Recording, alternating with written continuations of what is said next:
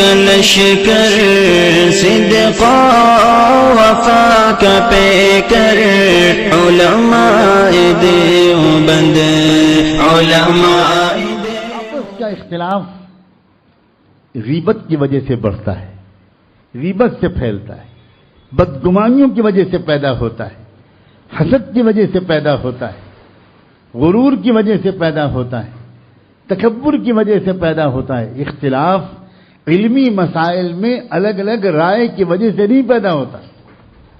علمی مسائل میں الگ الگ رائے تو صحابہ کی بھی تھی،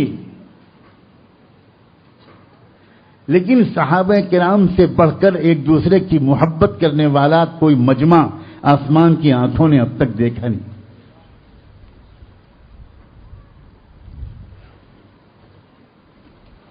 شیطان اس بات کی بھرپور کوشش کر رہا ہے اور ہمیشہ سے کی ہے، اس نے ہر دور میں کی ہے کہ وہ آپس میں اختلاف پیدا کرتا ہے، بدگمانیاں پیدا کرتا ہے، اور یہ بدگمانی کی عادت اللہ کی پناہ۔ اس کی بات سنی، ادھر پہنچا دی، ادھر پہنچا دی، پھر ادھر پہنچا دی، اس نے اور آگے بڑھا دی، نہ اس نے تحقیق کی نہ اس نے تحقیق کی۔ بلا تحقیق باتوں کو قبول کرنا، بلا تحقیق باتوں کو ادھر سے ادھر پھیلانا اس قدر نقصان دہ عمل ہے، امت کو توڑ دیتا ہے، یہ عمل توڑ دیتا ہے۔ 99 اور 99.5% باتیں بالکل جھوٹی اور بے بنیاد ہوتی، لیکن ہماری عادت ہے یہ، ہم اسے گناہ نہیں سمجھتے۔ میں نے اسی لیے کہا کہ جب ہم گناہ کا لفظ بولتے ہیں تو 2-3 گناہ ذہن میں آ جاتے ہیں، حالانکہ اس سے بڑا یہ گناہ ہے جو گناہ ہمارے آپ کے ذہن میں آتا ہے۔ حضور پاک صلی اللہ علیہ وسلم نے صاف فرمایا، الغیبت اشد من الزنا، زنا سے بڑا گناہ ہے غیبت۔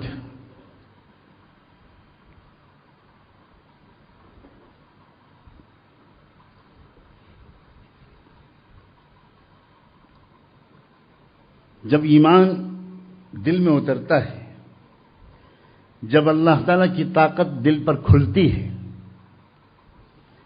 جب واقعی عمل صالح کی حقیقت انسان کو نصیب ہوتی ہے، اس کے دل میں ہمدردی، محبت آ جاتی ہے، شکر کا مزاج بنتا ہے، وہ ہر ایک کے ساتھ نیک گمان کرتا ہے، وہ نہ غیبت کرتا ہے نہ سنتا ہے، نہ بدگمانی سنتا ہے نہ بدگمانی کرتا ہے۔ جب عمل صالح زندگی میں آتا ہے، اخلاق اچھے، مزاج اچھا، تمنائیں اچھی، جذبات اچھے، سوچنے کا طریقہ اچھا، دل کشادہ ہو جاتا ہے، معاف کرنے کا مزاج بن جاتا ہے۔ کسی کی کوئی کمزوری دیکھتا بھی ہے تو اس کے لیے کوئی نہ کوئی عذر تلاش کر لیتا۔ کیا خوبصورت اخلاق ہے! ایک ہے کمزوری کو دیکھا نہیں آپ نے، 50 واسطوں سے سنا اور پھر یقین کر لیا کہ ہاں اس آدمی کے اندر یہ عیب ہے، اور ایک یہ کہ اپنی آنکھوں سے آپ نے کوئی عیب دیکھا، اس کے باوجود آپ نے اس کے لیے کوئی نہ کوئی جواز اور عذر تلاش کر لیا تاکہ آپ کا دل اس کی تحقیر سے اور اس کی تذلیل سے محفوظ رہے۔ یہ ہے مزاج مومن کا۔ دیکھ کر بھی آپ بدگمان نہ ہو، سچی بات میں قسم کھا کے کہتا ہوں، دیکھ کر بھی آپ بدگمان نہ ہو۔ ہم تو دیکھ کر بدگمان ہونا تو دور کی بات ہے، ہم تو سن کر بدگمان ہونے کے لیے ہر وقت تیار ہیں۔ سیدنا عبداللہ ابن عمر رضی اللہ عنہما اپنے شاگردوں کے ساتھ گزر رہے تھے، کہیں تشریف لے جا رہے تھے، راستے میں قبرستان پر سے گزرنا ہو۔ ایک عورت، بوڑھی عورت، ایک قبر کے پاس جو بالکل تازی قبر تھی اس کے پاس بیٹھی ہوئی کچھ رو رہی تھی، کچھ کہہ رہی تھی، کچھ شکوے شکایت کر رہی تھی۔ گزرتے ہوئے جو بات کان میں پڑی وہ یہ تھی کہ وہ اللہ سے یہ کہہ رہی تھی کہ اللہ، میرا اکلوتا جوان بیٹا تھا، آپ نے اس کو اٹھا لیا، اب میرا کون سہارا ہے؟ اللہ، آپ میرے بیٹے کو نہ اٹھاتے، آپ کسی اور کے گھر کے بیٹے کو، جہاں کئی بیٹے ہوتے، وہ انہیں آپ اٹھا لیتے، یا آپ نے کیوں میرے ساتھ ایسا ظلم کیا، میں نے کیا بگاڑا تھا، آپ نے کیوں میرے اکلوتے بیٹے کو موت دے دی، اس طرح کے الفاظ بول کر وہ عورت اپنے غم کا اظہار کر رہی تھی، جن الفاظ میں اللہ کی شکایت تھی، اور ایسے الفاظ تھے جو اللہ تعالیٰ کے ادب کے شایان شان نہیں تھے۔ حضرت عبداللہ ابن عمر کو ایک دم خیال ہوا کہ میرے ساتھ جو لوگ چل رہے ہیں، ان کے کان میں بھی یہ باتیں پڑی ہیں، ان کے دل میں اس عورت کی طرف سے بدگمانی نہ آ جائے۔ تو حضرت عبداللہ ابن عمر نے اپنے ساتھیوں کو روک کر یہ فرمایا کہ ذرا غور کرو میرے عزیز شاگردوں، بچوں، اس عورت کی توحید کتنی پختہ ہے، اس عورت کا ایمان کتنا مضبوط ہے، اس کو یقین ہے کہ میرے بیٹے کو موت اللہ ہی نے دی ہے، دیکھو تو ذرا اس کا ایمان کتنا مضبوط ہے۔ اللہ اکبر و کبیر۔ میں اور آپ ہوتے تو کیا یہ سوچ سکتے تھے؟ ہمارا ذہن اس مثبت طرف منتقل ہوتا؟ ہم فوراً سوچتے کہ کسی گنوار، بدتمیز، بے ادب عورت ہے، کیا بک رہی ہے، اس کو یہی خبر نہیں کہ یہ اللہ تعالیٰ کے بارے میں کیا باتیں کہہ رہی ہے، اس طرح کی باتیں ہم سوچتے۔ مگر عبداللہ ابن عمر نے اپنے ساتھیوں کے دلوں کو بدگمانی سے بچا لیا۔ ہو سکتا ہے خاموشی سے بعد میں تنہائی میں انہوں نے اس بڑی بی کے پاس جا کر یا گھر کی کسی عورت کو بھیج کر اس سے کچھ مناسب مشورہ دے دیا ہو اور اس کو اپنی غلطی کا احساس بھی ہو گیا ہو، یہ وہ جانے اور وہ جانے، لیکن انہوں نے ہمیں اور آپ کو یہ سبق دے دیا کہ اپنی آنکھوں سے اتنا بڑا ایک غلط کام ہوتا ہوا دیکھ کر بھی تم کر سکتے ہو کہ اس کو مثبت طریقے پر سوچو۔ یہ تبدیلی جس قوم کے اندر آ جاتی ہے، وہ قوم سیسا پلائی ہوئی دیوار بن جاتی ہے۔ اس قوم میں پھوٹ نہیں ڈالی جا سکتی، اس قوم میں ایک کو دوسرے سے لڑایا نہیں جا سکتا۔ آج تو عجیب صورتحال ہے، بہت اہم اور سنگین مسئلہ ہے۔ جب بھی اللہ تعالیٰ کا، یہ دیکھو اللہ تعالیٰ کا دستور ہے میرے عزیزوں، میں کس محبت سے آپ کو سمجھاؤں، یہ اللہ تعالیٰ کا قانون ہے، یہ ایک سسٹم ہے۔ جب بھی اللہ تعالیٰ کا کوئی بندہ یا کوئی بندے وہ اخلاص کے ساتھ کام کرنے کے لیے کھڑے ہوتے ہیں تو شیطان ان کے پیچھے پڑ جاتا ہے اور طرح طرح کی باتیں مشہور کی جاتی ہیں، طرح طرح کی بات، یہ ہمیشہ ہوتا ہے۔ سورہ انعام میں اللہ تعالیٰ نے جب حضور پاک صلی اللہ علیہ وسلم کے ساتھ اس طرح کا معاملہ ہونے لگا اور حضور کو بدنام کیا جانے لگا، حضور پر الزامات لگائے جانے لگے، حضور کے بارے میں طرح طرح کی باتیں کہی جانے لگی، حضور کا دل کتنا زخموں سے چور ہوا ہوگا کہ اللہ، میں تو اس قوم کے لیے جان کی بازی لگا رہا ہوں، اللہ میرے پیٹ پر پدے ہوئے پتھر نہیں دیکھتی یہ قوم، اللہ میرے گھر کے ٹھنڈے چولہے نہیں دیکھتی یہ قوم، اللہ میرے گردن پر پڑی ہوئی اونٹ کی اوجڑی نہیں دیکھتی یہ قوم، اور اس کے بعد یہ لوگ اس طرح کی باتیں کر رہے ہیں، میں ان سے کیا مانگ رہا ہوں، میں ان سے کیا لے رہا ہوں۔ اللہ نے تسلی کے لیے اپنے محبوب سے قرآن میں فرمایا وَكَذَلِكَ جَعَلْنَا لِكُلِّ نَبِيٍّ عَدُوًّا شَيَاطِينَ الْإِنسِ وَالْجِنِّ يُوحِي بَعْضُهُمْ إِلَى بَعْضٍ زُخْرُفَ الْقَوْلِ غُرُورًا۔ محمد، یہ سلوک پہلی بار تمہارے ساتھ نہیں ہو رہا ہے، ہر نبی کے ساتھ یہ ہوا ہے، اور کمال کر دیا اللہ نے، فرمایا وَكَذَلِكَ جَعَلْنَا، ہر نبی کے ساتھ ہم نے اس کے زمانے میں انسانی جنات، انسانی شیاطین اور جناتی شیاطین، دونوں طرح کے شیاطین ہم نے ہر نبی کے دشمن بنا کر کھڑے کیے، ہم نے کھڑے کیے ہیں۔ یہ عجیب عجیب لفظ ہے۔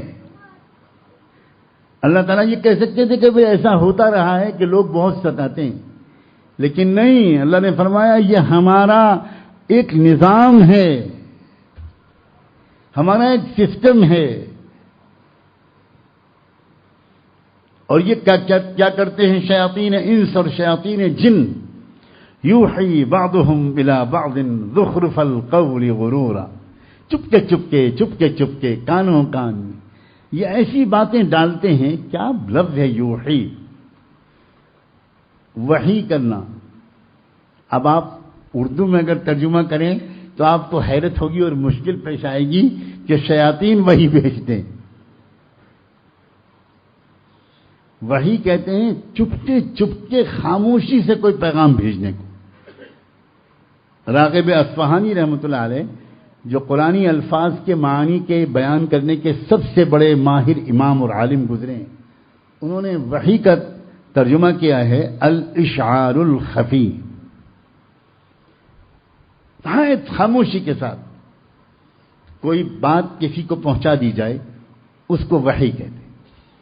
اللہ بھی اپنے نبیوں کی طرف جو پیغام بھیجتا ہے وہ اسی طرح بھیجتا ہے کہ کسی اور کو تو سنائی پڑتا نہیں، کسی اور کو تو سمجھ کچھ پتہ چلتا نہیں. تو یہ شیاطین ہیں، انس و جن بھی خاموشی کے ساتھ معاشرے میں کچھ خبریں پھیلاتے ہیں. کیا پھیلاتے ہیں؟ زخرف القول غرورا. زخرف کہتے ہیں ایسی چیز کو جو اوپر سے دیکھنے میں بہت اچھی لگے اور اندر سے وہ انتہائی خراب. غرور، دھوکہ. عجیب الفاظ قرآن نے بولے ہیں کہ نبی، اے نبی، ہم نے ہر دور میں نبی کے خلاف انسانی شیاطین اور جناتی شیاطین دشمن بنا کر کھڑے کیے ہیں.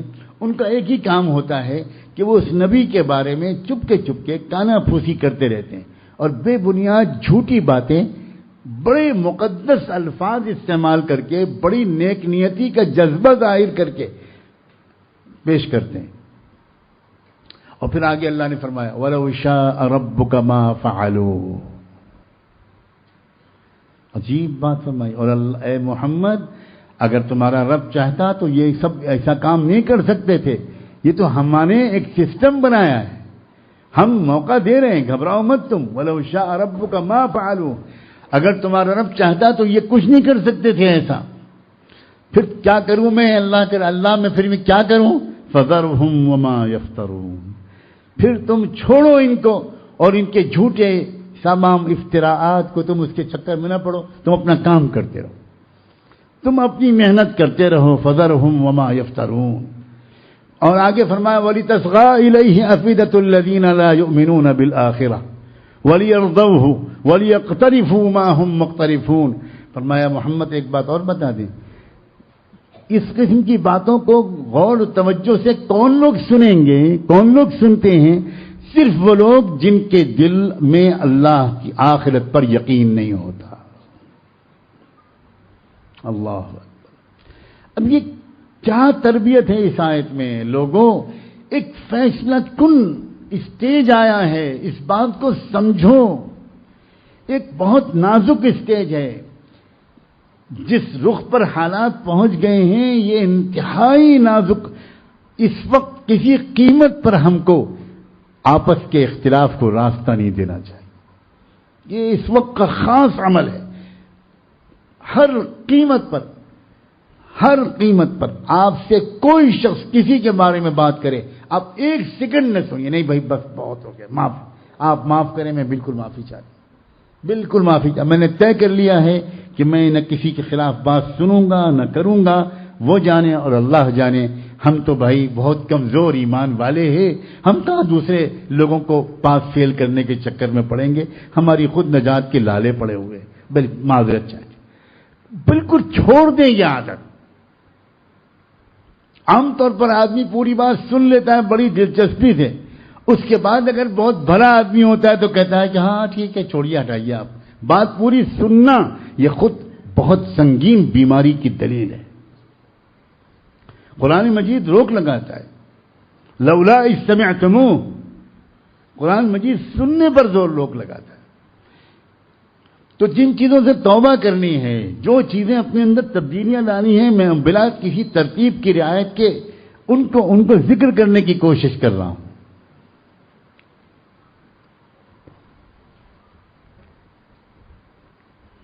ایک جسد واحد بن جائیے، ایک امت بن جائیے، اللہ کے واسطے ایک امت بن جائیے. آپس میں محبت، ایک دوسرے کا احترام، ایک دوسرے سے حسن ظن، ایک دوسرے کے ساتھ نیک گمان، ایک دوسرے کے لیے دعائیں. دیکھو ان حالات سے اپنے طرز عمل کا جائزہ لینے کی ضرورت ہے، یہ میں کہنا چاہتا ہوں.